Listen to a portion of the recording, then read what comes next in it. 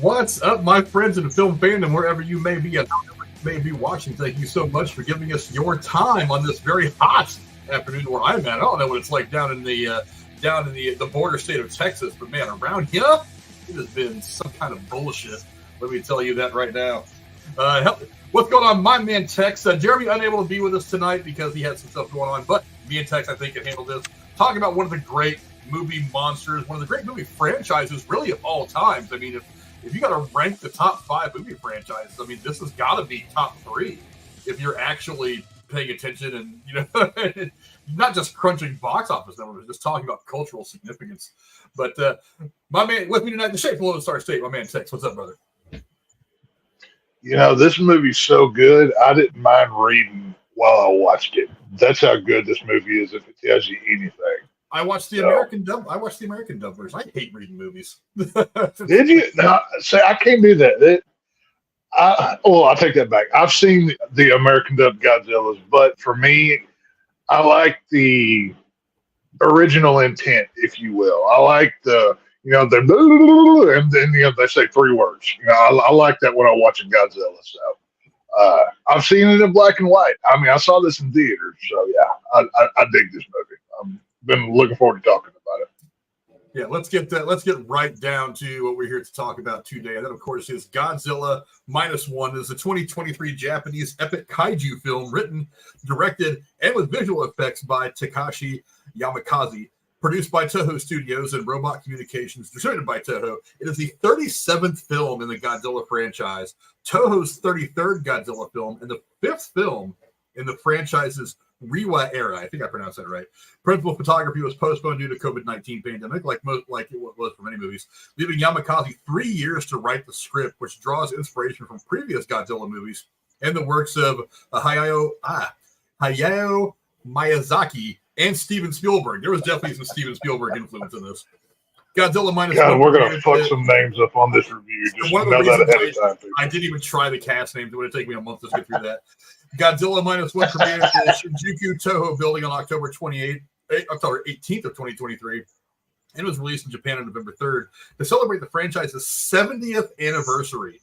Toho International later released in North America on December 1st. The film grossed almost $160 million worldwide on an estimated $10 to $12 million budget, becoming the 3rd highest grossing Japanese film of the year and surpassing Shin Godzilla as the most successful Japanese-made Godzilla film. Critics praised the visual effects, direction, screenplay, characters, and social commentary, with many hailing it as one of the best films of 2023 and among the greatest in the Godzilla franchise. It also attained numerous accolades, including winning Best Visual Effects at the 96th Academy Awards.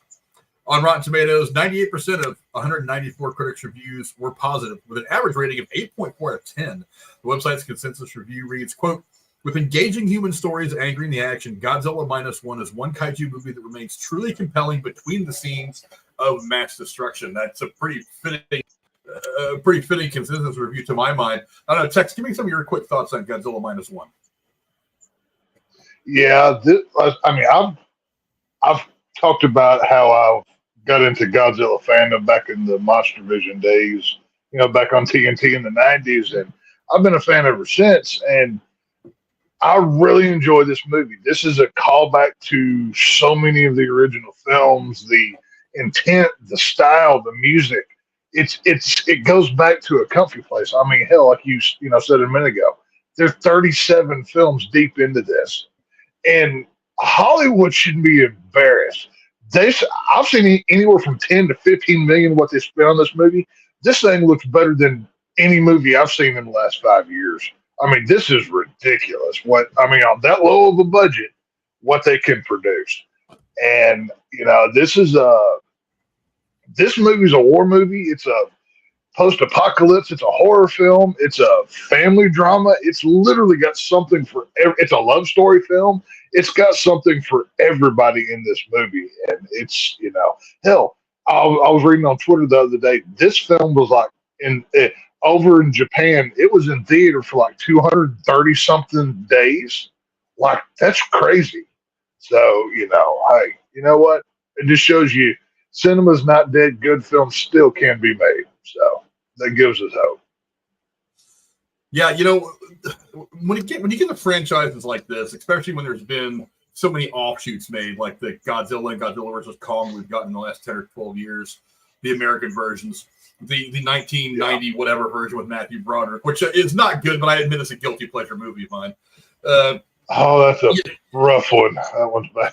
It's a guilty, like I said, it's not upper echelon Godzilla, but it's a fun dumb movie to watch. But I mean, sometimes you don't want a movie that's better. You want a movie that fits.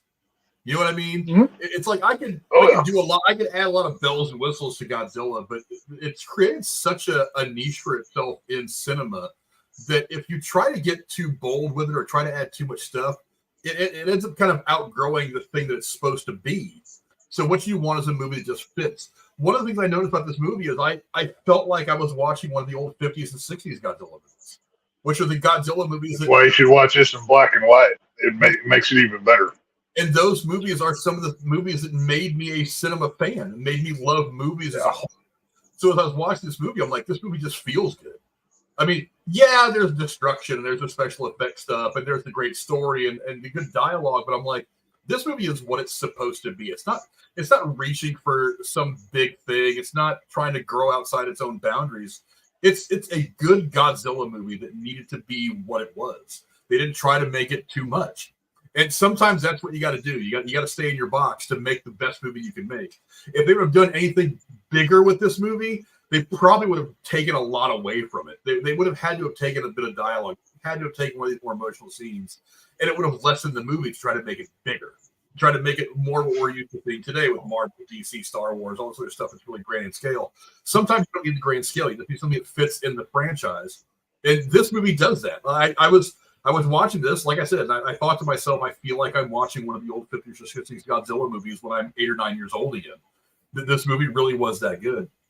But let's go down. Let's talk about the cast real quick. I mean, really a ton of great performances, a ton of great moments. Oh, yeah. You can't. I can't really pick a lot of any of the cast in this movie that didn't shoulder a scene very, very well when they desperately needed to. Tex, I mean, give me your thoughts on the cast and who stood out to you the most.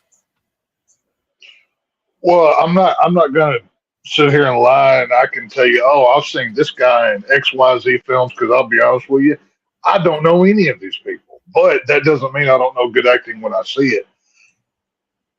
Shikishima, the star of our film, this dude just nails it. I mean, we start with him. He's been tasked to do something he doesn't want to do. He doesn't want to kamikaze himself. And I can see why. I wouldn't die for this government either. And this is what a lot of this film talks about. But what we get with his story, the way he plays it, and the whole, he's obviously got some shell shock, some PTSD along the way, the ghosts he sees, and, the everything, just the way that he plays this out in this movie. My God, is he good.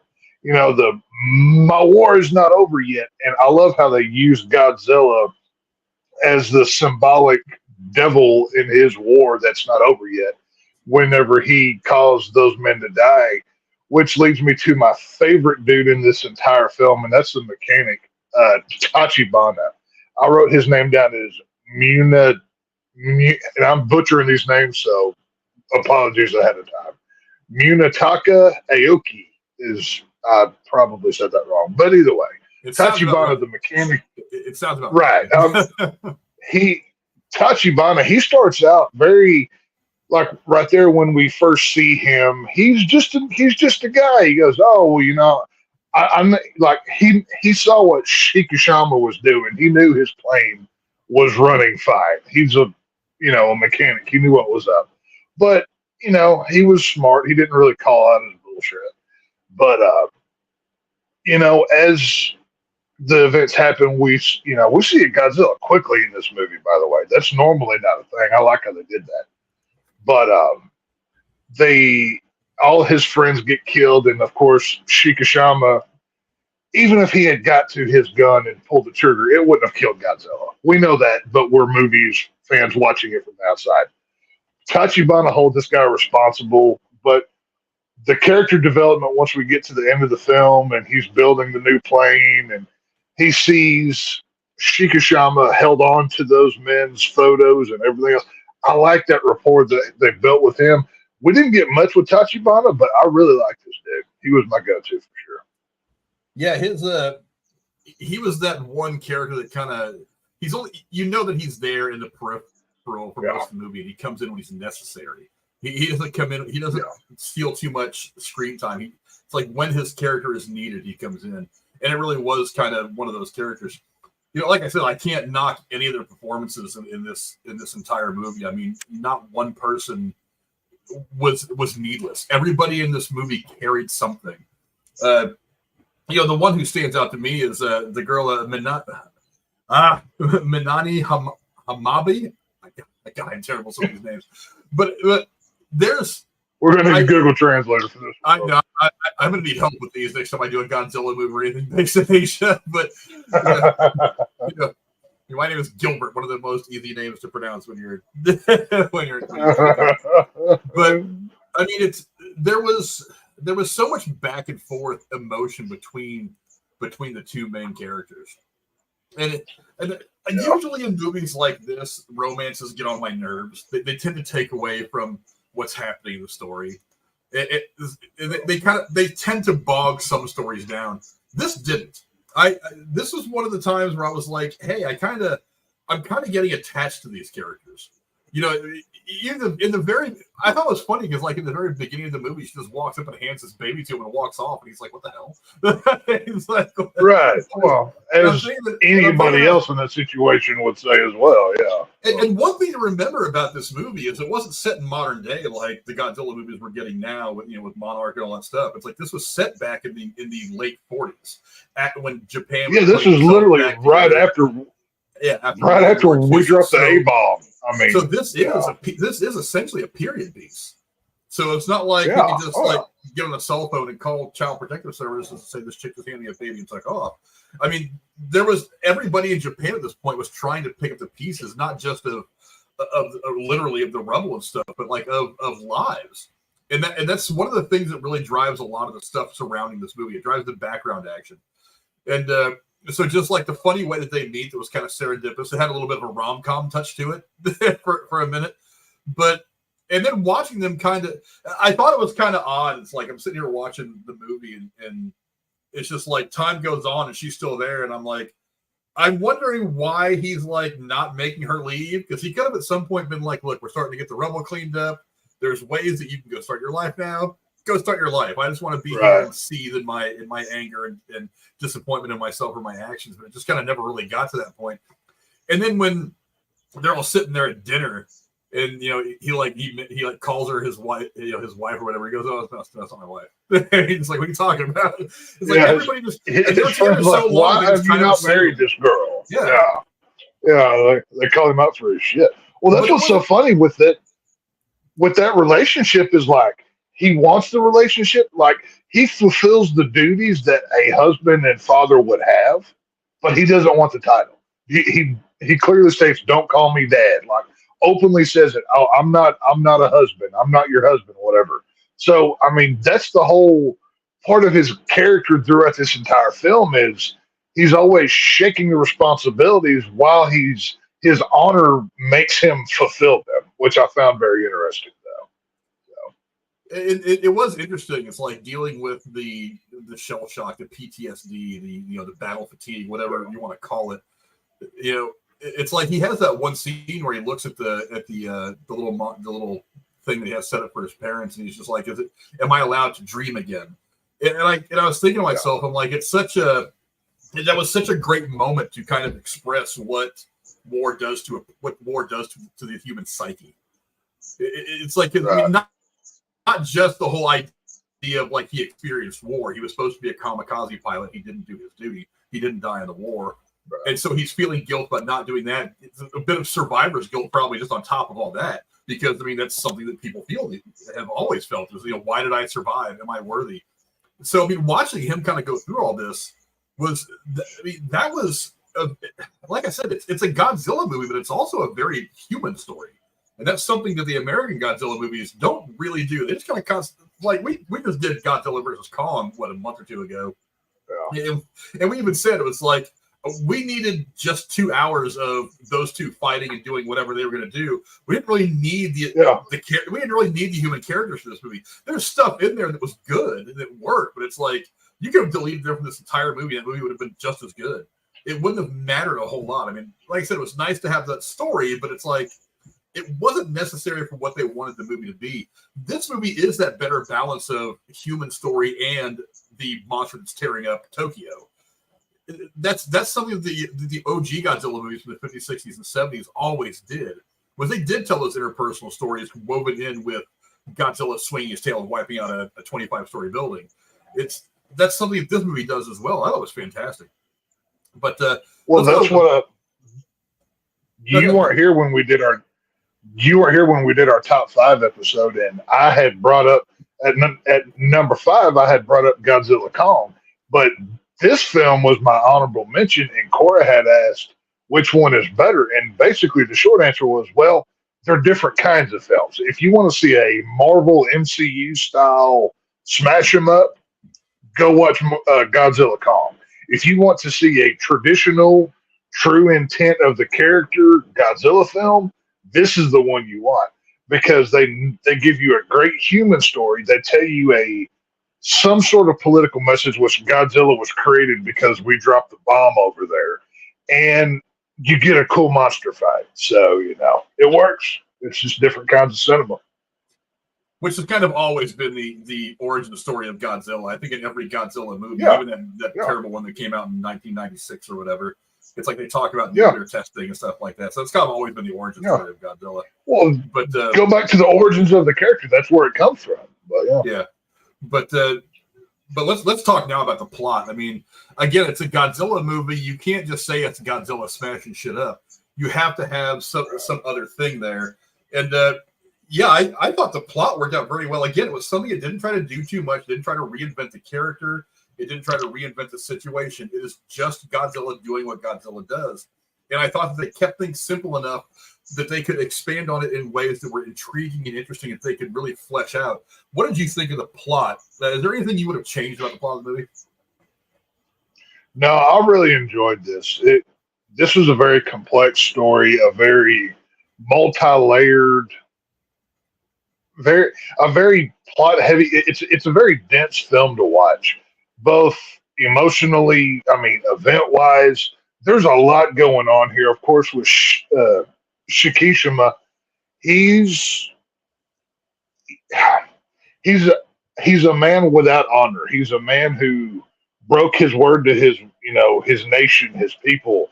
Even the people who were close to him were like, "Hey, you're supposed to be dead right now." And we literally get to live through him as he's seen everybody that he knew die. Whether it was, like when he lands with the mechanics, with their Tachibana, he couldn't have stopped Godzilla. Like I said a minute ago, even if he got in that plane and shot him up, they would have killed him quicker. It wouldn't have helped. But I like how they lay down. This is like Mad Max, but post World War II. We're looking at a land where there's nothing. We literally flattened the place, and they have to rebuild. And I got a job. I got 3,000 yen. Paid up front. It's he gets his dangerous job, which I love that scene where he gets on the wood boat for the first time, and he's like knocking on the boat and everything else. And then when he's out there, and they're shooting the mines, and all of the things that we get to see plot wise from there. I love this plot. This is probably arguably the best movie that came out last year. I would venture to say, but I think it works. The whole symbolism of Godzilla just being the war. I mean, that's what takes place because the governments don't step in. I mean, they even say in this film, Tokyo, or the government's not going to tell the people to run. They're just going to let them die. There's a lot of commentary on government, both on Japan, U.S. Everybody, really gets put under the microscope in this one, and I like how it's done because it's real. It feels true because it is, and I can't praise this movie enough. This is just an amazing movie to watch. Yeah, I thought, again, the plot was something that fit right in with everything that we know about Godzilla. It wasn't like Kong is there, now he's got to fight Mothra. It's like that's always been one of the interesting things about the Godzilla characters. He's not a bad guy. He's just another being that is trying to make his way through life. He's just happen to be Godzilla's a force of nature. He's not good or bad. That's we just happen to be so much smaller than him that when he comes in and starts to stir up shit, we just happen to be in his way. So and so that's one of the things that's interesting about him. It's like even in this scene, it's like there's nothing. I don't know if there was anything attracting him to this particular island, but it's like, I mean, look, we were just there. We were the ants. And, it's like they talk about the Avengers. The ant in the boot. That's kind of what it is. We're the ants right now. And whenever he's around, that's the simple facts. But I mean, I love the plot. It's like I said, it's really hard to take an action film and weave in a personal story. I mean, the dialogue was great, which was fine. But I mean, the personal story of not just him and his being a failed kamikaze pilot, him trying to figure out what his feelings are for Noriko, I think her name was. I don't like the name. Yeah, Noriko. Him trying to figure out his feelings for the girl. Him eventually trying to recognizing this opportunity to get his honor back that he feels like he lost over, by not, doing his duty in the war. It's like it was such a great character arc for him, and there were so many other surrounding characters that were fantastic. It's like the scientist guy. I was like, I love Doc. Doc is great. Yeah, he's really taking pictures ever. He goes from tourists taking pictures, which is a Japanese stereotype, to just this brilliant, military science guy. It just comes out of nowhere. You're like, oh yeah, in the war I did this. And they're like, what? It's crazy how they just dropped that on you. It was funny how that came out. Yeah, but like I said, and even the dialogue delivery, it's like, what I think is really good about this movie compared to a lot of Godzilla movies is there was a presence that the actors had in this movie that I don't think they had even in the OG Godzilla movies. Because I mean, the 50s, let's face it, overacting was kind of how you made a movie. So there was a lot of like William Shatner, like big body movements to convey stuff. These guys seem so much more natural. I thought the acting in this was fantastic. I will say there's one scene I do have to call out if you want to go into overacting. When Shikishima he's with this girl there, and he's got the head wrap on his head, and she's like, why won't you let me in? And he really gets into that's where he talks about the ghosts of the men, and she gets into, oh well, these are ghosts that you created, and like the way he's letting it out, the crying and the beating, the banging on the floor. That's the one thing that really, if you want to go overacting, I think he did it in that one. But I expect that in this kind of movie. Well, I think it's also kind of an Asian thing because my girlfriend watches a lot of the Korean soap operas and stuff like that, and so I kind of watch them, peripherally, and I think that's kind of something of just about Asian acting is they enunciate the dramatic dialogue. Yeah, like he was very forceful acting. So I think maybe that's just when he goes into like, he goes, well, let's see, he goes like, or he's like, am I alive or am I already dead? Am I already a ghost? Are you real? And he's like, touching the girl and banging on the floor. And he's just like, the way he's going about it is very, animated. But hey, maybe that's a part of their deal. I don't really know. But I mean, there is always a scene. I mean, well, normally anyway, and at least in the Toho movies, there's always one of those scenes where there's a lot of like real emotional exposition. That's kind of the scene that just kind of fits in with what we were going to get from a movie like this anyway. But I want to talk about a couple of shots real quick that I absolutely love. One of them, I mean, just right out of the 50s, one of the first 4 or 5. Oh, the soundtrack, dude. Oh my God, when this scene happens and they play that classic Godzilla music, I wanted to stand and clap whenever I first saw this in the theater, dude. That was amazing. I love that shot. This was a scene right out of one of the original movies from the 50s. Oh, yeah. I was just like, that took me back. That scene took me back a lot. Now, there was part of my brain that was just kind of like, you're standing on a building like 150 feet from this giant monster that you know is going to wipe you out. It's like, why are you still standing there? But at the same time, like, this is Godzilla. This is what we get from these movies. This is what we're supposed to get from these movies. And This, so this is what we're here for. after about a millisecond of my brain like saying, "What is wrong with these people?" I'm like, "Oh, wait a minute, this is a Godzilla movie. This is what we're supposed to see. This like that box that needs to fit in. This fits into that box." I'm like, okay, that's fine. Another one, it's like, oh my god, this shot here. I mean, dude, that's cinematography. Oh yeah, that's a poster. I mean, you put that on a poster, I would just put it up on the wall. I mean, not only is she beautiful, but she's conveying with her eyes this dread and fear, and then of course that's just that reflection of the building-sized monster coming her way. And then of course, he bites the train and goes through all that, and she barely escapes death at that moment. But I mean, my God, that was fantastic.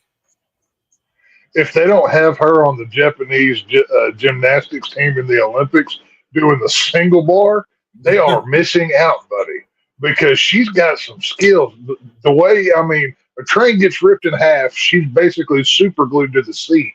And then as she's dangling, with her feet, with the, over the water there, and just, that's a great shot. I love how they handled Godzilla in this movie. They gave him a look of the old Godzilla, but through modern CGI, they made it look realistic, which is what I like about it. So it still had the look of like, oh, you could believe this was maybe a guy in a suit like back in the day, but they did it CGI wise. But just the way he looked in that train scene where he's tearing apart the village and everything else. There's so many Godzilla scenes in this movie that there's two scenes that I love the most more than anything.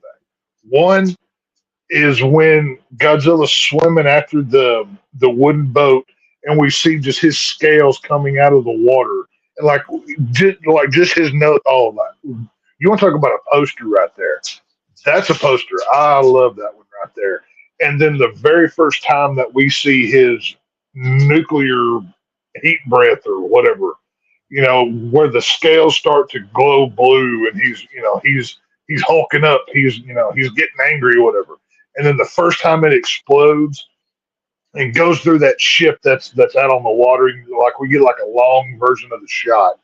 Oh, some of the visuals in this movie are fantastic. I think that's what it won the Oscar for. I'm not for sure.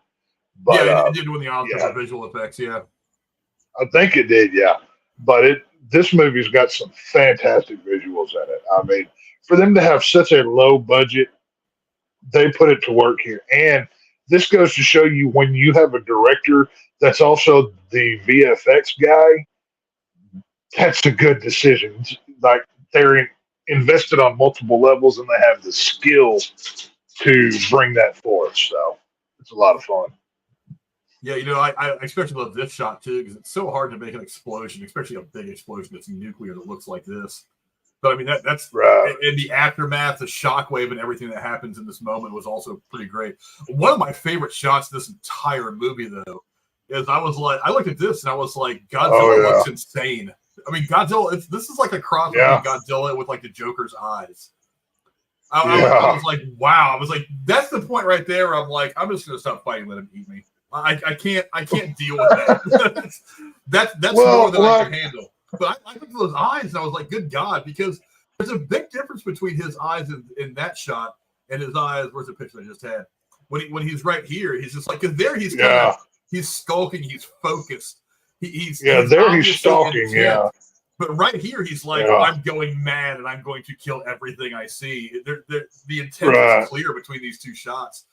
But man, that was such a great shot. I actually paused the movie on that shot and I was like, holy shit. That's terrifying. Oh, yeah. Like that's the most terrifying I've ever seen Godzilla look. They need to make a either action figure and or statue of that version of Godzilla with those bugged out, I'm going to murder your entire bloodline eyes, that right there, because that's incredible. Like, you put that on a movie poster, that works as well. There's just so much. Like, this movie is, okay, it's like 2 hours and 4 minutes long, I believe is what it clocked in at.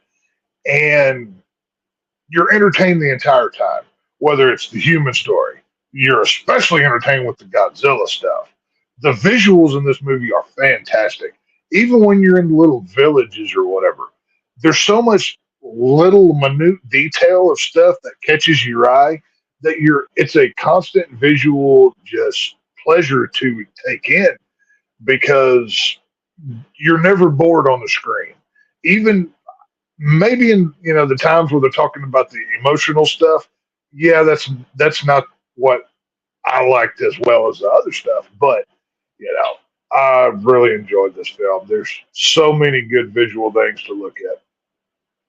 Yeah, let me ask you this. Like I said, there's been, I don't know, up to a million Godzilla films. 37 Godzilla films in the franchise. 37, yeah. Where does this rank for you in all of the Godzilla films? I mean, even the Matthew Broderick one, even the Americanized ones we've got in the last several years. Where does this rank for you in the Godzilla zeitgeist? I got to go the original American version with Raymond Burr, because that was the first one that I ever saw. I really like that. I like the Godzilla King of the Monsters, which was that wasn't the 2014. I forget what year that came out, but that was here recently.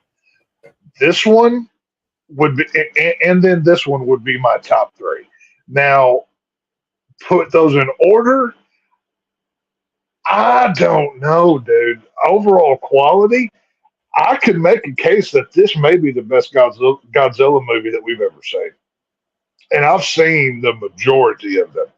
I'd say I've seen at least high 20s, of the 37. I don't think I've seen every single one.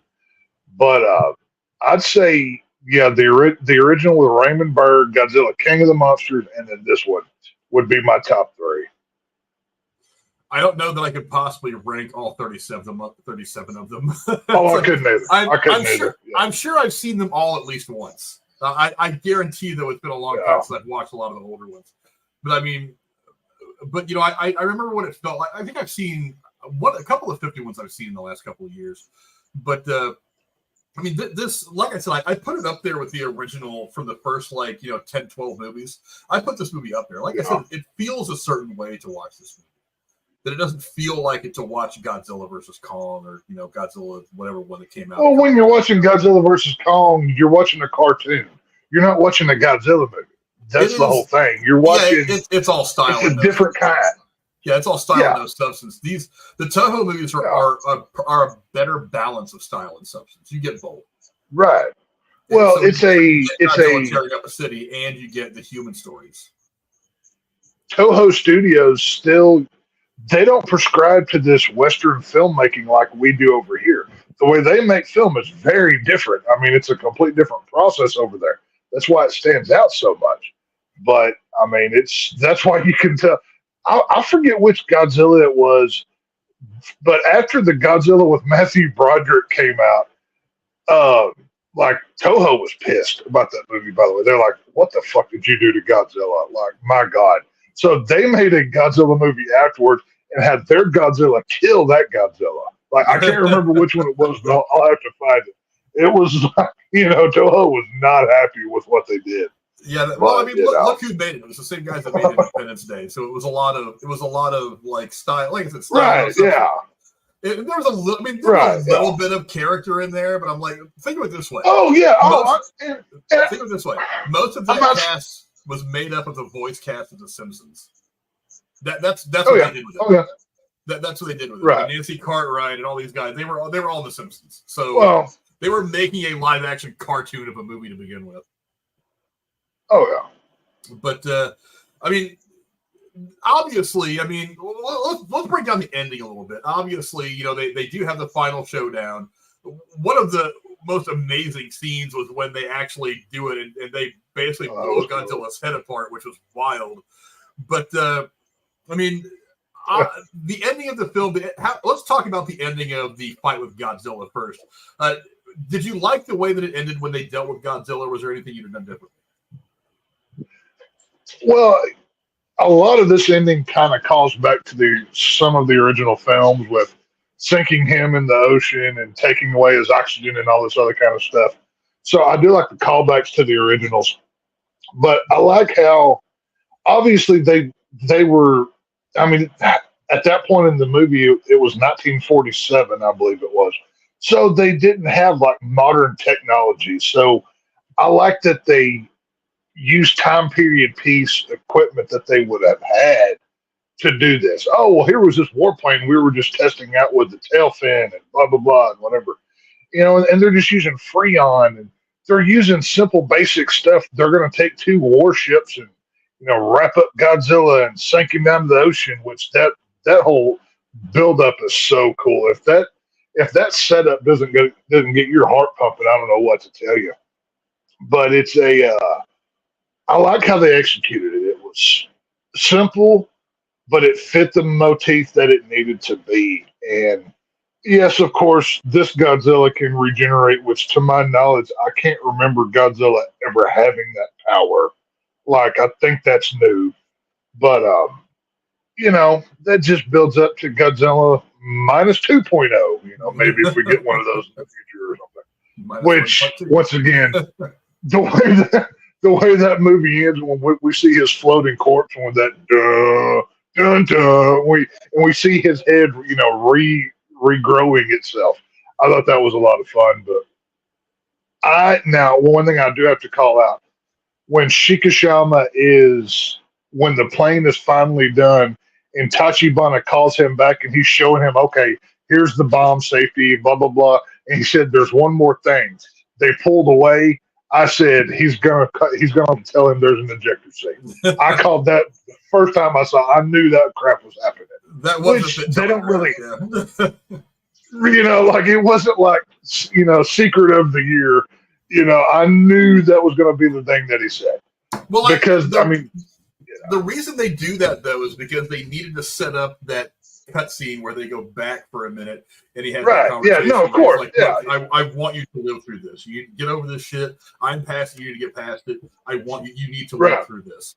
So that's why you have that, because you can call back to that moment. Because if you deliver that dialogue right then, I think it loses a little bit. So after he's come back and he sees him again at the dock, after they come back from the ship, they defeated Godzilla before he finds out that she's still alive. That's the moment you can call back to, and you have that moment, that realization where this guy is like, okay, now I've forgiven you now, so now you go on and do this thing. So that's tension, because the whole time that we see him doing all his shit with Godzilla flying around him and trying to draw him out to this deep part of the ocean where they want to deal with him, it's like you spend the whole time thinking that he's at some point going to crash himself into Godzilla and destroy him, and then you actually get that scene. Yeah, he's going to. You don't see the ejection seat, but like we kind of tell it, so you kind of know it's there.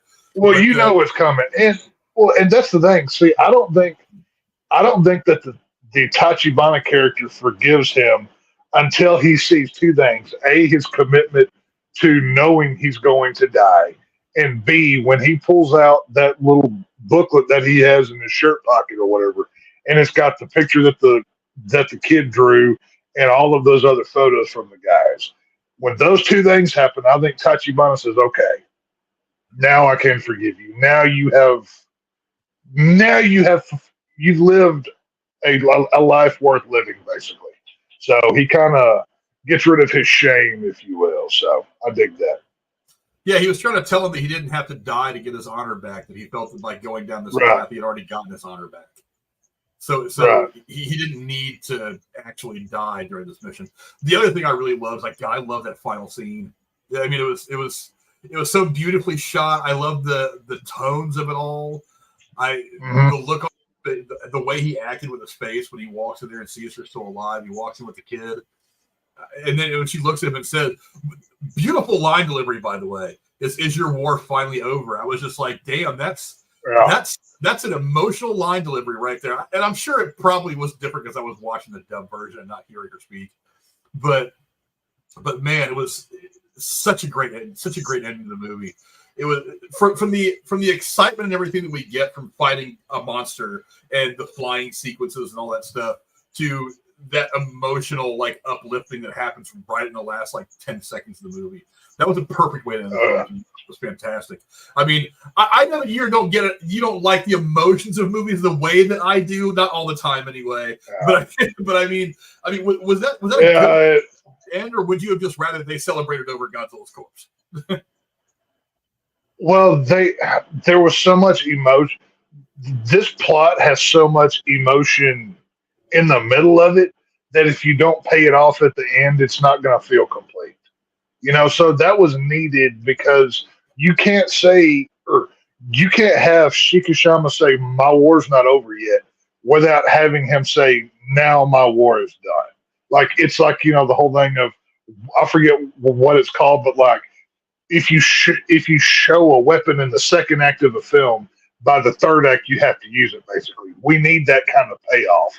So they had to close that loop, basically. So I know why they did it, but I didn't really need that. I was more excited about hearing that Godzilla music again and watching him respawn out in the ocean, thinking, okay, we're getting another one of these, buddy. So I'm down. So good. And about the respawning right at the end, I kind of looked at that and I was like, wait a minute. Which part of him is regrowing? Because, like I said, it shows it pretty clearly. Yeah. Right here. Let me bring it back up. Basically, what they did was they curb stomped Godzilla. They kind of blew his head apart. You can see the bottom of his jaw right there. So, I mean, whatever. Well, it goes to the part where it starts to show him regenerating. It just shows a chunk of his flesh starting to bubble back up. And I'm like, wait a minute. So, are we going to get baby Godzilla, or is this new Godzilla? Well, is Godzilla coming back to form? I was like, what are we getting here? Because I thought it was odd. It was just a early in the film, like when they explode the mine in his mouth. If you look on that one side of his face, you'll see it regrowing back. Yeah. So I assume it's the same Godzilla, but I mean, who knows? They could say, oh, well, this, is this like Venom where if a chunk falls off and it touches somebody else, oh, now you've got Carnage or whatever. They can I mean, that's what I'm saying. This whole respawning thing is new for Godzilla. So they could literally go 1,000 ways with it if they want to. But I got a feeling it'll probably be the same creature, but I mean, who knows? I mean, with as much money as this thing made, I'm sure we'll be getting Godzilla Minus 2 or 2.0 or whatever they want to call it. Well, we've already had Son of Godzilla at some point. I think that happened back in December. Oh, yeah. No, there's been every different variation of Godzilla, which if you haven't seen what the classic Son of Godzilla looks like, it's the cutest damn thing you've ever seen in your life. He looks like just the perfect little stuffed animal that you give to the kids or something. So go watch that one too. It's pretty cool. Yeah, you just touched on some of the things that could possibly come next. What do you think the future is for this part of the franchise, the Reiwa era, I guess that this movie is a part of? I mean, judging from what we saw with that regenerating part of his flesh, are we getting a Godzilla clone? I mean, are we going to get a smaller Godzilla that we can see grow up and do some stuff? I mean, what do you think the future holds for this particular part of the franchise? Like I said, there's so many ways they can go with this. I mean, if I were in charge and I were doing this, I'd start remaking, just go back through and just redo the old stuff. I mean, honestly, there's not much creative left out in the world, let's be honest. That's what all Hollywood's doing these days anyways. There are 36 prior Godzilla films. Go back and remake some of those old ones that, maybe they didn't work as well, but rework the idea, bring it up.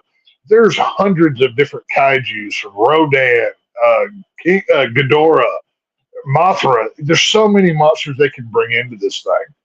I do think we'll get the same Godzilla back. I think he'll just respawn and maybe he has like a recognizable mouth scar from where the plane blew the top of his head off or whatever. But now, like I said, I don't even know the rules of this regeneration. Is this like a Deadpool thing where he just, you can blow his head off and he's the same Wade Wilson? I don't know. But I got a feeling probably the same creature, just Godzilla 2.0 or whatever will be probably more the same with different monsters that weren't in this. I think that's probably the safest bet. Yeah, something occurred to me as I was watching this. When we first see Godzilla in the film, when they're attacking the island after, as the war's ending. This Godzilla, I looked at him and I was like, he seems kind of small. Are we seeing Godzilla grow? And remember, this movie takes place over the course of 5 years. So from this point where he first comes across Godzilla to the point where we're getting, the Godzilla that's that's chasing around to the point where we're getting this Godzilla, he's actually grown quite a bit in size. So I'm wondering, are we going to be seeing another thing like that? Or we're going to see this? We're going to see a younger Godzilla that is probably not the one that was dealt with in this movie, but there's something about it, this Godzilla is going to come around and not know what happened to the last Godzilla, but it's going to cause his own stink. So are we going to get some kind of a son of Godzilla storyline? Because we're dealing with an infant or toddler version of Godzilla as opposed to a fully grown one like was tearing up Tokyo in this movie. One thing that I would like to see, and it's kind of unconventional. I want to see Toho make a Godzilla film from the American perspective, which normally it's us making a Godzilla film. So I kind of want to flip the script a little bit. So maybe stay within this time period. Maybe there's some Americans that were over here and saw this while, kind of play within this same time frame. I like staying in this post World War II era within a couple of years of the war. I like that's one of the things that, held the first Captain America was so great. So many World War II movies that are just awesome. And I don't want them to go too far ahead in the time space. So I don't know if we get these same characters back or not. I don't really need these same characters again. We can go from somebody else's perspective if we want. But I don't know. Like I said, keep it around World War II. I would say keep the same Godzilla. If you want to bring in a son of or a daughter of or whatever, that's fine. But keep the same Godzilla. Just have it respawn and whatever. That's the way I'd go with it. I would like them to be a little bit more historically accurate than they were in this movie because I've studied a lot of World War II. I'm a man of that age. I've gotten into smoking meat on my barbecue and studying World War II.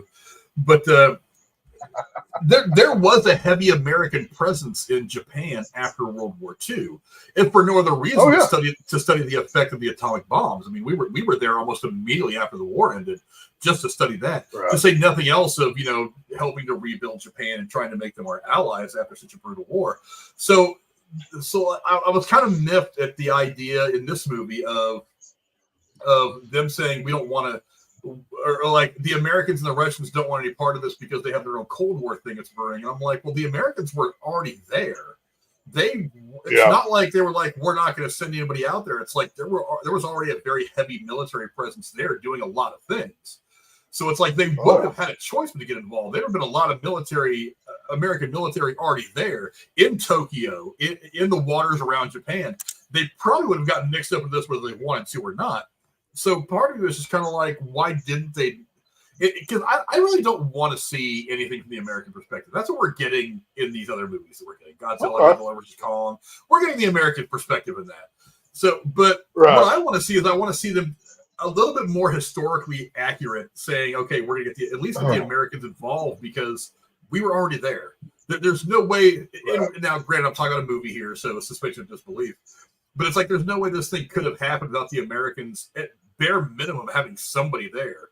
And that's where you could have gotten like the character that Burr played back in the day. You could have maybe rehashed that character, hired a new actor to come in and kind of play that role in this movie, or maybe even the next one if they choose to. So having an American involved from so showing the American perspective from that angle, I think would work. I don't really want to Americanize this because again, you're going to end up. Oh no! I don't want to Americanize it. As opposed to the something that fits in with the original movies from the 50s, like I said. Well, basically, what I'm suggesting is kind of like what they did with take the original film, but they added Raymond Burr to it to kind of give it a different perspective. Do that with a modern day actor of substantial, gravitas to him. I don't know who that would be. I would think somebody older. Not a younger guy, but whatever. But I do hope there's another one. I mean, this thing was hugely successful. They made tons and tons of money. So I'm sure Toho's just waiting. Hell, they may already be on the process of making one for all we know. But who knows? Well, they are. We'll talk about that in the trivia here in a minute. Let's go ahead and get to the trivia now that we've given you our thoughts on the movie. Let's see. Instead of creating a new roar for Godzilla, The crew simply The played the original. original Godzilla roar over loudspeakers and recorded the audio. That's an interesting way to do it, because you're kind of getting it fed through it. You're recording off of another speaker, but I think it gives it a texture and a tone, you know? Well, you're getting more of an echo. It makes it even bigger than it is already. You know, the modern Godzilla roar is very clean. It's very, you know, it's obviously an MP3 rip off of the, you know, music file somewhere. But this one, it just feels raw and real, and that's what I like about it.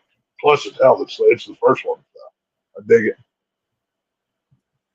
Let's see. The -1 in the title actually refers to the fact that Japan had already been devastated by World War II and brought back down to 0. But with the emergence of Godzilla, it puts Japan into the negative. This is reflected in the film's original Japanese tagline, which translates to post-war Japan from 0 to minus. For those of you who didn't understand what -0 meant, that's Right. It's, Yeah. It's an interesting way of looking. It's an interesting way of looking at that, the position they were in at that time. Well, and not just that, but I like, and obviously I know you. I mean, you just said you're more into the realism of the timeline of World War II stuff. I like how they played with the kind of their own timeline of how the events went down, where 99% of it's the same, but then there's just this one thing that's different. Like you said, the American presence, and they're doing their Cold War thing and whatever. But I like the -1 title. It was, I'll be honest, whenever I first saw the title, I had to look it up and say, why is this called -1? And then it made sense. But yeah, it's a there's been 36 other Godzilla films. You got to get creative with the naming titles by this point. Otherwise, you're just stealing somebody else's, unfortunately. So, what are you going to do? Yeah, Gareth Edwards kind of agrees with me. The director of Godzilla in 2014 attended a screening of the film and described the feeling of jealousy while watching it, stating that this is what a Godzilla movie should be. Oh yeah, he's right. Yeah, and I didn't hate the first Godzilla movie that came out. I thought it was pretty good. I mean, like I said, nothing measures up to the original Toho, but I thought it was decent. There was barely any Godzilla in that movie. That was the problem. Like, you got more Bryan Cranston than you did anything in that movie. But I mean, I don't know. It wasn't bad. It just wasn't the best. I mean, there's way other better. Like I said, I love Godzilla King of the Monsters, the film that comes after that. But this is by far a better film than that 2014 Gareth Edwards movie. I think this is a better film than any of the American Godzilla stuff.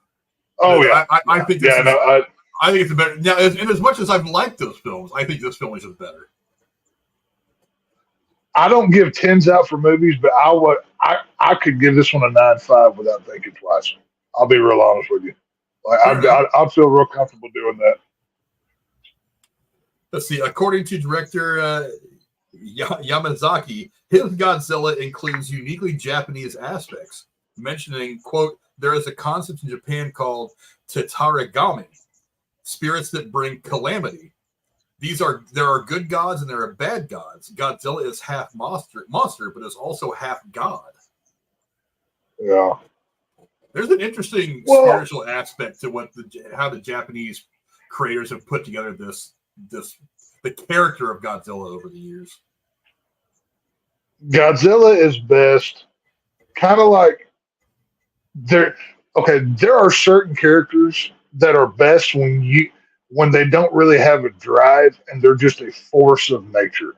When you look at somebody like Godzilla, you look somebody like a Joker character, somebody even like a Michael Myers. They're forces of nature. They don't have any real personality. They're just there. They're part of the deal that you have to deal with. And it's just a fact of life. This Godzilla, I love how he looks at the city as he's walking through and destroying things. He's looking at this like, what have these peons made now? He just looks like this. The characterization that they give him in that scene. He's a man walking around his court looking at what the Cretans have done, and he just, wipes it out with a tail, wipe or whatever. So he steps on buildings the way that we step on anthills as we're walking through our yard. Yeah. It's non-consequential to him that it's there. Yeah. Godzilla, I think the only other character in pop culture that has even close to as many films as maybe James Bond. I don't know how many Bond movies there are. I know there's not 37 of them. But I think it's in the 20-something range, 23.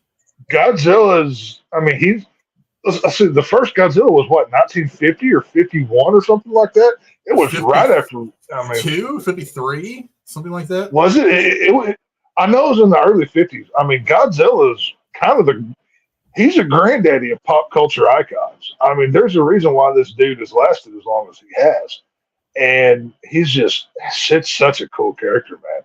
He's so versatile. You can do anything with him. You can Americanize him. You can make him team up with King Kong and fight, the Scar King, or you can make him what they are, have in this movie. Hell, within the same calendar year, we got 2 different versions of Godzilla, and they were both awesome. So it's a very versatile character. 54 was Godzilla. 54. Okay. I knew it wasn't too long after. Yeah. Okay. Yeah. Man, that's an old franchise, dude. That's crazy. And the hell of it all, it's like, you talk about like Marvel's already in the 20-something movie range, 25, 26. Just in the last like 12 to 13 years. But now they're at 30, when I say 37 or something like that, from 1934 till now. So 70 years. Right. Marvel's trying, but but I can't put that in the same ballpark because you're not talking about one character in every movie you're talking about. Well, Godzilla's one guy. Marvel is hundreds of characters. That's a different measurement. So, yeah. See, the name of the protagonist, Shikishima, coincides with the name of the squadron that conducted the first successful kamikaze attack. The Shikishima Squadron, led by Lieutenant Yukio Seki, hit and sank the USS St. Lo in 1944. Wow. So a bit of an homage to actual war history, which is kind of interesting. Yeah, there's a lot of details in this that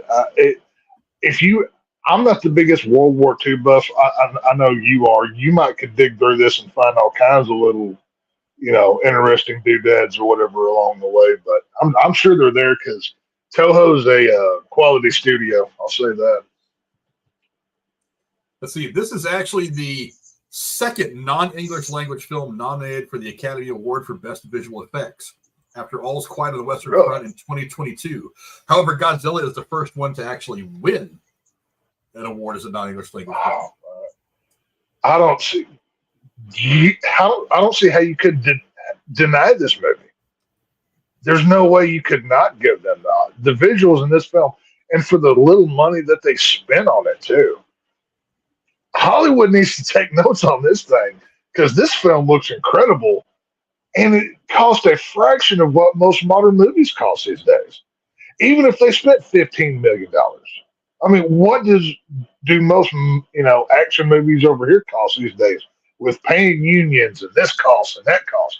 Why do you think movies don't make money anymore? They're so overbloated with budgets. They have to make $2 billion to even be profitable these days. Therein lies the problem. Yeah, the rule of thumb is you have to make something like 2 to 3 times your budget in the box office to break even. And that to me has always been kind of odd because it's just like, you mean to tell me that $250 million for one of these comic book movies, it's got to make $750 million to break even? I'm like, that alone is probably it's a good time to look around and say, what are we spending money on again? And it's not even just the union. It's marketing and all kinds of other stuff. So there's lots. Well, of course, yeah. I'm not picking on unions. I'm just saying there's so many little fees, and I got a feeling half of Hollywood it's just money laundering for these people, anyways. That's why these movies cost so much. But that's just my own little conspiracy. But whatever. See, Takashi Yamazaki is the second person in history to win the Academy Award for Best Visual Effects for a film that they also directed. The other one was Stanley Kubrick for 2001: A Space Odyssey in 1968. Space Odyssey. However, Kubrick was not credited amongst the film's visual effects artists, so his getting that award was very controversial. Everything Kubrick ever did was controversial. That fits right along with him. He's just one of those guys, even for stuff that he may or may not have done with the whole moon landing footage, which I don't think he did, by the way. I think that was somebody else. But that's one of my favorite conspiracy theories. We didn't land on the moon. Well, I could go into hours of. I mean, Kubrick was one of the ones calling these people out. He's not going to work for them at the same time, but whatever. It is a fun conversation to have. So they say everybody's got a price, and if they walked up to Kubrick and were like, "Hey, here's a check with a number and then a lot of zeros behind it," maybe you do this. I'll say maybe the greatest filmmaker of all time, but he forgot to put the freezing cold breath on Jack Nicholson whenever he's freezing at the end of The Shining. How are you in that cold of weather and you can't see your breath, sir? I have to call that out every time. True. I have a conversation about it, man. But it's all good. So I'm still a fan. So during the attack on Odo Island at the beginning of the film, Godzilla bites down on the mechanics to kill them, but does not eat them. This follows a rule long ago established by Toho that Godzilla must never be depicted eating human beings. Yeah, it's so funny. He does it like 2 or 3 times in that first scene. He picks them up like it's Jurassic Park and flings them into the outfield. That's one of the things that I thought when I was first watching this movie was I was like, this scene is straight out of Jurassic Park. I mean, this is the T-Rex biting the guy on the toilet when he gets out of the toilet, throwing him around. Exactly what I thought. Yeah, I was like, this is a scene straight out of Jurassic Park. This is very Spielberg inspired. So when they talked about being inspired by Steven Spielberg, I was like, "That's it. You watch Jurassic Park, and you want to have the scene where he's just eating a bunch of people throwing them around." Hey, I think Godzilla could handle that T-Rex without even getting out of bed, so I don't think it'd be a problem for it. I think that the winner of a T-Rex versus Godzilla fight would be all of us watching. we would be the real winners of that one because whatever one of those two was still standing when we were done, it's like we would all look at it and be like, "Well, that was intense." I've never seen the T-Rex, with flaming nuclear breath. That's all I'm saying. So, what are you going to do? But true. It is what it is. But director Takashi Yamazaki confirmed that the black mark on Noriko's neck at the end of the film was Godzilla's cells. I mean, this is something that, really? I mean, talking about a potential sequel, this is one of the questions that we were left with when the credits started to roll. You see, I was wondering what that was. It's like, first off, part of me was just like, all she did was get blown down by the wind and some debris. I don't know how cells would have transferred, but whatever. I'm gonna go ahead and just accept it as fact because I'm curious now. Does that mean that there is going to be something special about her? She's going to give birth to the son of Godzilla. Maybe whatever form Godzilla takes in the next movie, he's going to be drawn to her for whatever reason. I was curious about that. So it was an interesting thing to do, I thought. I don't know. What do you think? Yeah, I was curious what that was as well. I even paused and tried to enlarge to see what that was, and I thought maybe it was just debris from when she landed. Number one, the fact that she should not be alive. She got blew back like a train just got a hold of her or something. She's lucky to even be alive as it is. So maybe there's a supernatural reason why she's alive, and we'll get that in the sequel to this movie sometime in the future. So we'll see. I wasn't surprised to see her alive. I mean, people survived the atomic bombs being dropped on Japan. I mean, so and that's essentially, and that's almost literally what happened right here. Is that Godzilla did some nuke breath and basically let off a nuke near where she was at. She got blown down. So as long as she's not very near where it happened, there's a survivability aspect to it. But my question is, his Godzilla cells inside of her, what does that amount to? And now we're obviously going to see in the next movie whenever they decide to come out with one, but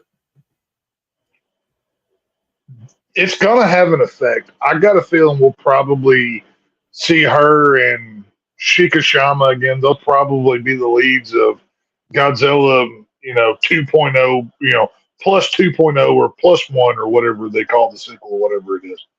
And there's going to be some sort of weirdo sciencey thing. I mean, in every Godzilla timeline, it starts off pretty basic. Oh, Godzilla's a ancient creature, depending on what origin they give him, and then it's like these weird space people, and there's Shin Godzilla and King Ghidorah coming from outer space. Like, I wonder how quickly do they get to that point? And with that scale being on the back of her neck, maybe that's their entry into that kind of thing, which I'm curious to see how that goes. I don't know. Well, here's a little something that I read, and this is Wikipedia, so take it as you will, under the potential sequels tab. It says, after the film's release, Yamazaki confirmed that no discussions. Oh, what did I do? I pressed. Hold on. I highlighted something by accident. I was trying to scroll up and down. Let's see here. Potential sequels. Let's see. Yamazaki confirmed that no discussion of the sequel had transpired, but expressed interest in directing one.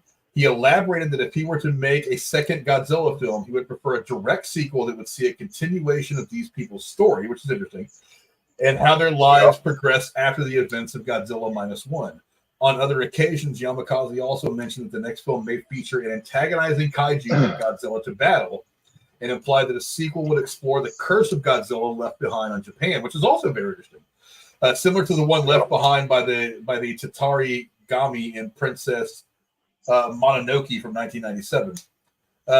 Minami Hamabi, who played Noriko, added that the film may be the start of a new series, noting, quote, if there's a next series, I might be the one stepping on and crushing people, which is interesting because of the stuff on the neck. That I found that quote kind of interesting when I was reading it earlier.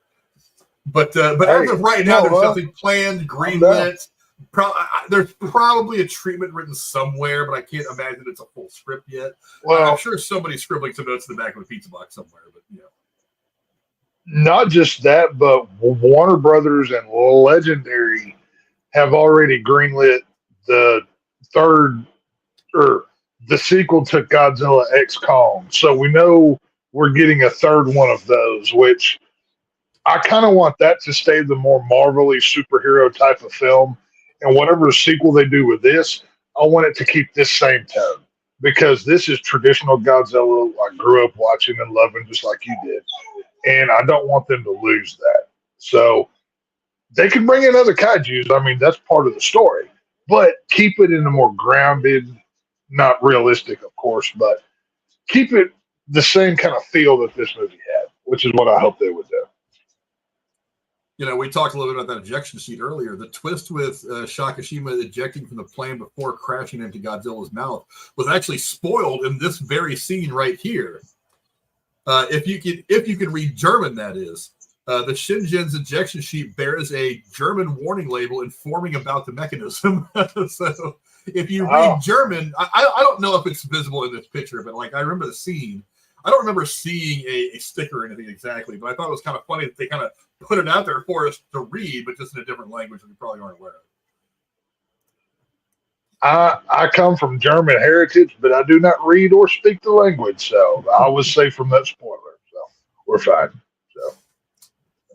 And actually, the airplane, let's talk about the airplane for a minute. The J7W Shingen replica was actually displayed at the Tachihari Peace Memorial Museum in 2022 after filming concluded. However, it was not revealed that Toho was responsible for its construction until after the film had been released. Oh, wow.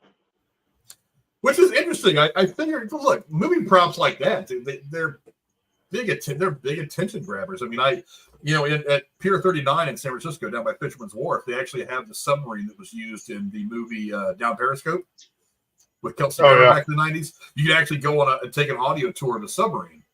And they've got another battleship that's parked there now. I haven't taken a tour of that one yet, but I mean, so it's like and as you walk down the pier to where you walk across the gangplank to go onto the ship, there's actually props from the movie that are kind of lined up there. They're like encased in glass, but it's pictures and things that were used in the movie. So it's like those. So cool. It's odd they waited until after the movie came out. I figured they would have put it out there like, yes, this was totally our prop of this movie. You should totally come see this thing. That would have been a huge selling point. I'm surprised they waited. But then again, I don't think it would have mattered much. Yeah, I mean, the design of an airplane, you're not going to see a Godzilla film for the cool spaceship or the airplane. You know what I mean? You're going there for the Godzilla stuff. You know, I don't know. They didn't do but I it. mean, sometimes props like this can kind of take on can kind of become a character of their own. Like one of the things I've always said about the Fast and Furious movies is the cars have always been kind of characters, supporting characters in the films, and that's kind of where the Fast and Furious movies kind of lost me, is when it got away from the cars being characters, and they were really just that Dodge Charger. I mean, they've always been like tools the last several movies. They haven't really been a big part of the identity of the films, and that's kind of where they lost me. But I mean, props have a way of doing that. Well, I mean, that's half the reason why I think Batman is everybody's favorite superhero, because he has the cool Batmobile, you know, and everybody can't wait for the reveal of what's this one going to be? Is it going to be more tank or more car? You know, what are the features of it? You know, they put out whole books of that kind of stuff. So Toho could have marketed this that way as the Godzilla Destroyer, you know, call it or something. I don't know. Come up with some fun name. I don't know. But, you know, could have done something with it. Hell, they still could now. Well, let me ask you this. I got one more piece of trivia, and I want to get your thought on this. This movie was apparently included among Letterboxd's top 250 horror films. I don't necessarily consider this a horror movie. I mean, I think more sci-fi. But I mean, I don't think this has really any of the horror elements. I mean, barring this visual right here, which is terrifying, like I said. But I mean, I don't really consider this a horror movie. I mean, I do. Why do you consider this a horror movie? What are the aspects of this movie that you would hold up there against maybe something more standard like we would watch, especially here in America, like the Jasons, the Freddys, and the kind of typical horror stuff? Oh, yeah. Well, it goes more back to the intent of the character. And this is not the Godzilla from Godzilla X Kong where he's a superhero. That Godzilla is weirdly enough, a good guy. He's a protector of the people. This Godzilla he's a destroyer. He is I would put Godzilla in there as a horror icon. This interpretation of him is the perfect example of that. Look at how he's presented in this movie. He's a world ender. We're already living in a post-apocalyptic, you know, post-World War II era. It is horrific what he does. He's grabbing these ships and just flinging them. The way he is destroying people. He has a horrific, evil, menacing presence in this movie. Even when he's just walking and not doing anything, you can feel the bad that he has for everybody. I mean, look at that right there. That shot, that I would love that photo hanging on the wall right there. Just like, you know what's coming with that right there. This is a horror movie. Well, this has a lot of horror aspect within it, but I would count this as a partial horror film. I would. I think there are a couple of visuals that kind of lend themselves to horror, but I can't say that this is a horror film because if you think about it, like when you compare it to the typical antagonist of a horror film, like a Freddy or a Jason, Michael Myers, they are forces of nature. I agree, but these other guys exist to kill. Whereas I don't think Godzilla, at least not in the Toho movies, does. I just think he's existing, and we find ourselves getting in his way. I don't think Godzilla, in any of the really good Godzilla movies, I don't think he's actually coming after humanity as much as he's just trying to exist. And he finds his way to Tokyo. He finds his way into the one city or another. And he probably, like I made the reference earlier, it's like we step on anthills as we walk through our yards and our driveways all the time. How many times do you step on an anthill and just not know it because we're just existing in our lives? And this smaller creature, and we are smaller creatures to him, just don't register with us at all. That's why I don't think that in the Toho movies anyway, I don't think it's ever really been put out there that he is aggressively going after humankind. He's just doing his thing, and we just happen to cross paths. And because he is so much bigger and stronger than us, we're the ones that are getting stepped on and getting buildings knocked over. And this guy is just trying to go for a walk somewhere. He's not actively trying to get us. So I don't think there's an intent to kill us on Godzilla's part, the way there's an intent for Jason Voorhees to kill the kids at Crystal Lake. You know what I mean? No, I get it. But the one scene that I would go to in this film of why this is a horror film, look at the first time that we see Godzilla. He is literally, he's playing with these guys. I mean, yeah, it's like we talked about a minute ago. He's just grabbing them, biting their head off, and flinging them through the air. He's literally, I won't use the analogy playing with his food because we've already sourced, or he doesn't eat them. But that is a horrific thing. Just imagine Jason in that scene.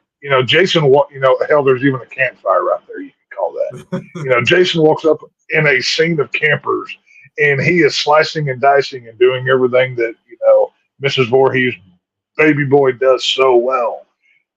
That is a horror angle right there, and the way that even if he's just going about his day and doing whatever he's doing it in a horrific way enough for me to classify this as horror. Now, is it all horror? No. Like I said, this is emotional love story. This is a story of redemption for Shikishama. You could classify this one film as about 3 or 4 different things, but horror has to be on that list. So, for me anyways. Well, that scene that you discussed, I think a lot of it, like I said, if you notice the size of Godzilla in this shot compared to how we see him in the rest of the movie, he's considerably smaller. So I think what we're seeing right now is we're seeing a infant like walking around the crib. Oh yeah, we're getting a younger one, yeah. Kind of flinging toys around because it doesn't really know what these things are. I think that's one of the reasons why he just picks these guys up and it kind of flings them over, kind of like a dog would pick up his toy with his mouth and just kind of throw it over that way. You know what I mean? He's trying to figure these little things out as opposed to trying to actively go after them. And the only thing that kind of flies in the face of that is when he goes after the airplane, because the guy never pulled the trigger and never shot the guns at him. So it's like, but he did see the people up on the airplane, so that's what attracted him to it. I don't know. But it really seemed like he was trying to figure it out the way that a puppy will try to throw a toy around, figuring out what this toy does, what its relationship to him is. So that's why I don't know that I classify this as a horror movie. I don't know. Go down in the comments below. Let us know who you agree with. Are you on Texas' side? Do you think this is a I think it's horror movie, or do you think it's not really a horror movie? It's more just this crazy big thing doesn't really know what to do with us, and we just kind of keep getting in his way. That's why he stomps on Tokyo. That's why he steps on people. He doesn't even know we're there 99% of the time. So we're dying because we're just in the wrong place at the wrong time, not because he feels like we should. Although if Godzilla ever felt like we should die, there wouldn't be a whole lot we could do about it anyway. They had to fly an airplane laden with bombs into his mouth to take care of this Godzilla, and as we saw from the final scene of him starting to regenerate, that didn't really work all the way. So I don't know. Go down in the comments and let us know if you think this is a horror movie or not. I don't think so. Tex seems to think that it fits in the movie. I think so. I think it is. I think it's an interesting discussion to have. But go down in the comments, let us know. But we'll go ahead and start to wrap it up there. Thanks to my friend from down south, the Shake the Lone Star State. My man, Tex, give me your final thoughts on Godzilla Minus One. Incredible movie. Watch it in black and white if you can. I was lucky enough to get to see this in theater. I didn't get to see the IMAX. I wanted to see it there, but it wasn't possible for me, so whatever. But big fan of this one. Probably a top 3 Godzilla film all time for me. The visuals are incredible. The way Godzilla is used is amazing. Like I said, this movie's so good. I didn't mind reading it for 2 hours and 4 minutes. And that for me, that really says something, because I don't like subtitles. But for something like this, or like a Train to Busan, I don't mind the Japanese subtitles. So yeah, go watch this one. This one's really, really good. I like this one. Also, something we disagree on. He doesn't mind reading the movies. American dub. Let's go. I don't want to read my movies. I don't mind reading a book because I love the theater of the mind. It's something I got from my dad. He was a big reader for most of his life. But it's like when I'm watching a movie, I want the visuals and the dialogue to all kind of work with one another. If I got to read the movie, I'm probably missing something visual. That's my fear. So, every now and again, it's okay. Like if I'm watching an American movie and there's a guy speaking a different language, you kind of have to have the subtitles so I know what they're saying. That's one thing. But if I have to read my movies, like I said, I'm a little turned off. I've seen Godzilla both ways, American, English to Japanese. I'll take part in either, but I don't know. It's to me, it fits with the whole thing when I'm watching that version. So I don't mind it. I don't mind as long as it's a good one. So it's all good. Yeah, you know, my thoughts on Godzilla, like I said earlier, I think the most simple thing that I can say about it is this movie fits in with the great Godzilla stuff from Toho in the 50s, 60s, and 70s. It's like I like the American ones, like the one that just came out, Godzilla versus Kong, reviewed. I thought it was a fun movie, but this one is a much better put together film. It's a better Godzilla overall. I agree. The characters are great, the acting is great, the dialogue is great, the effects are very, very good. There's a couple of shots in here that are just flat out brilliant. I can't really, like I said, I don't rate movies, but I mean, I would rate this one awfully damn high because it really is kind of the complete package. There's not a lot about this movie that I could naysay, but go watch it. It's on Netflix now. You can watch it. I think with your settings, you can either watch it with the English dub or you can watch it with the subtitles, however you want to watch the movie. But watch it in black and white too, which is really good. I will go back and watch it in black and white for a chance I get because like I said, to me that just takes me nostalgia. That nostalgia trips me back to watching the old stuff from the 50s and 60s. So I will eventually go back and watch this in black and white just to have that feeling again. But yeah, go watch it. It's on Netflix. If you have a Netflix subscription, you can go watch it there. It won't cost you any more money to watch other than your monthly subscription to Netflix. Go check it out. Thanks to you, my man, the shit below state text. Where can the folks at home find you, my friend? Oh, here Tuesdays and Thursdays. I know you just put the schedule out of what we're going to be reviewing, but for the life of me, I can't remember what it was because life happened today. But yeah, we'll be back here discussing something. So yeah, come check us out next week. And thanks. Well, I do want to say thank you to everybody for the new subscribers, for the boom that we've had here recently. I don't know how this happened, but hey, let's keep this thing rolling. So tell your friends, please. I thought that once we passed 500, that YouTube would kick us up the algorithm a bit, and I think it's probably kind of what it is. They're putting this out there a little more, and so people are finding. Dude, I looked back on the Tombstone review. We got like 15,000 people watch that. That is gnarly. I did not realize it got that much. That was crazy, dude. That's awesome. We've had a couple of, like I said, thank you to everybody who watched. So.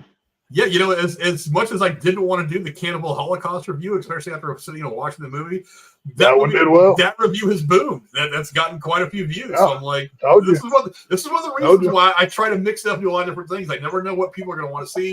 So it's like I will even review the movies that I wasn't a big fan of, give you our thoughts and put it out there. Maybe you're a fan of the movie and you wanted to hear me shit on it and wanted to hear text sing its praises, to hear that back and forth. I mean, hey, if our review entertained you and informed you, then hey, that's all I want. Well, that's what's so cool about this channel is, I mean, obviously you've got Frank, Cora, Jeremy, myself, the four main, I mean, others pop on, Werewolf, others from time to time, whatever, Nick from Lost River Drive. And we've had others come in throughout time, but for the four main key components, you get the four different perspectives you get, so if we're talking about like Terrifier and I'm over here jacking it off, Frank's like, well, this movie's actually not that good. So you can kind of play it how you want to, you know what I mean? So, it's fun. Second Terrifier, much better movie. If you're coming here, you've already seen the movie, but you're coming for the conversation and the personality. So I hope we can give you that. So it's all good. Looking forward to the third Terrifier. I want to see that growth from David I am too. I want to see the growth of the character. I now get to watch Art the Clown kill people on December 25th as a Christmas movie. This makes me so happy. I can't wait to put this on Christmas morning. It's going to be great. And the guy that plays Art the Clown is going to be Steamboat Willie. I don't know if you guys heard. I don't know if you heard that. David Howard Thornton. Yeah. And technically, I could do a David Howard Thornton double feature on Christmas because he also played the Grinch in that Grinch horror movie that they did like a year or so ago. So I can do a double feature of David Howard Thornton. So, I need to find that movie so I can watch it. I'm intrigued. I need to find that movie so I can watch it. Oh, I forget where I saw that. It was streaming somewhere. I'll dig around and find it. I'll try to send it. I don't know. It's somewhere. It's not a good movie, by the way. It's not. I didn't imagine it would be. There's a novelty to it. Like, there's a novelty to it. I just want to experience it in full force. Whether the movie's terrible or not. Even me, I was like, I can't even excuse this. This is not good. I can only shine it so much. It's one of those things. So what are you gonna do? But we will be back here. We will be back here on Tuesday. I think it was. I forget who it was. The last stream. requested a couple of movies. One of them was Smokey and the Bandit from 1977. And as I was strolling through Netflix, just kind of looking through movies, I saw it right there. And I was like, you know what? We're going to do Smokey and the Bandit. I was just watching Hollywood Graveyard, one of my favorite YouTube channels. And and one of the graves that he had showed was the grave of Burt Reynolds. And I was just kind of like, God, Burt Reynolds is such a badass. I mean, it's so good in everything. And as I was scrolling through some movies on Netflix, I saw Smokey and the Bandit. I'm like, classic, peak Burt Reynolds.